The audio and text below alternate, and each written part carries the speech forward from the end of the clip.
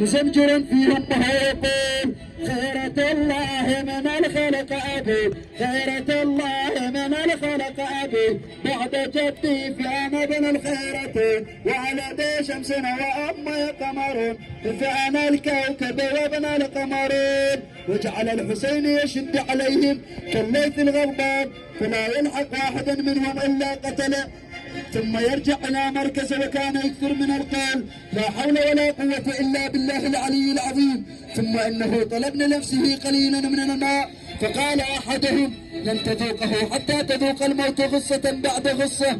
وناداه رجل يا حسين ألا ترى الفرات كأنه بطون الحياة، فلن تذوق اليوم منه شيئا حتى تموت عطشانا. فقال الحسين اللهم أمت عطشانا. ثم إنهم حين وجدوه وقد أخذ منه العطش كل مأخذ، هجموا عليه من كل جانب، فرماه أبو الهتوف بحجر وقع في جبهته، فرفع ثوبه ليمسح الدم عن عينه، فإذا بحرمل بن كاهل الأزدي لعنه الله يرميه بسهم وقع في صدره.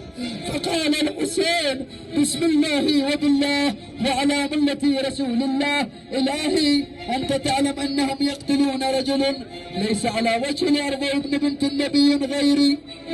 ثم إنه أخرج السهم ووضع يده تحت الجرح، فلما امتلأت رمى به نحو السماء، فلم تسقط منه قطرة، وقال هون ما نزل به إنه بعين الله. ثم إنه وضعها تحت الجرح ثانية، فلما امتلأت خضب بدمه رأسه ووجهه ولحيته، وقال هكذا أكون حتى ألقي جدي رسول الله وأقول وأنا مخضب بدمي يا جدي قتلني فلان وفلان. وحين أعياه النزف والألم جلس على الأرض، فجاءه كعب بن الناس فشتمه وضربه على رأسه. فقال الحسين لا أكلت بيمينك ولا شربت، وحشرك الله مع القوم الظالمين. ثم انهم اجتمعوا حول الحسين، هذا يشتمه وهذا يضربه، فرآه ابن اخيه عبد الله بن الحسن وعمره 11 سنة وما فعل القوم مع عمه، فخرج من الخيمة فأراد زينب أن تمسكه وتمنعه، فأفلت من يديها وتوجه ناحية عمه الحسين راكضا مسرعا قاصدا حمايته. في بينما كان بحر بن كعب يهم بضرب الحسين بسيفه صاح به الغلام غاضبا يا ابن الخبيثة أتضرب عمي؟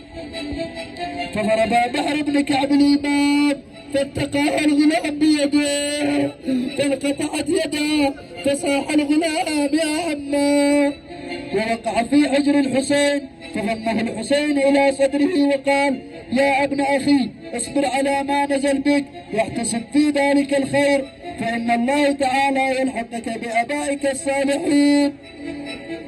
ثم إن حرمل بن كاهل الأزدي وقف على رأس الغلام ورمى بسهمان فذبح في حجر عمه، فصاح بهم الشمر بن ذي الجوشن وما وقوفكم وما تنظرون؟ فالرجل أثخنته الجراح فاحملوا عليه فأحاطوا به من كل جانب وهم يضربونه، وطعنه سنان بن أنس بالرمح بترقيته، ثم طعنه مرة أخرى في بهاني صدره. ثم إن الحسين طلب ماء فأجابه رجل قائلا لن ترد الماء حتى ترد الحامية فتشرب من حميمها. فقال الحسين وهل من يرد على الحامية؟ بل على أرد على جد رسول الله وأسكن معه في داره في مقعد صيف عند مليك مقتدر وأشكو إليه ما ارتبكتم مني وما فعلتم بي. ثم إن الحسين غشي عليه، فكان القوم يرهبونه أن يكون مقتل بيد أحدهم فانكفوا عنه. فنظر زينب إن الجلب وضربات السيوف قد هدى، فخرجت من المخيم تتبعها أم كلثوم وسكينة ورقية مخافة أن يكون شيئا قد أصاب الحسين. فوقفت زينب مدهوشة من كثرة القتلى في الأصحاب والهاشميين، وهي تلتفت يمينا وشمالا.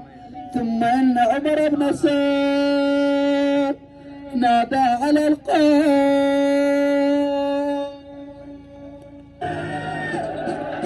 من ينتدب إلى قتل الحسين ويريحنا من أنينه؟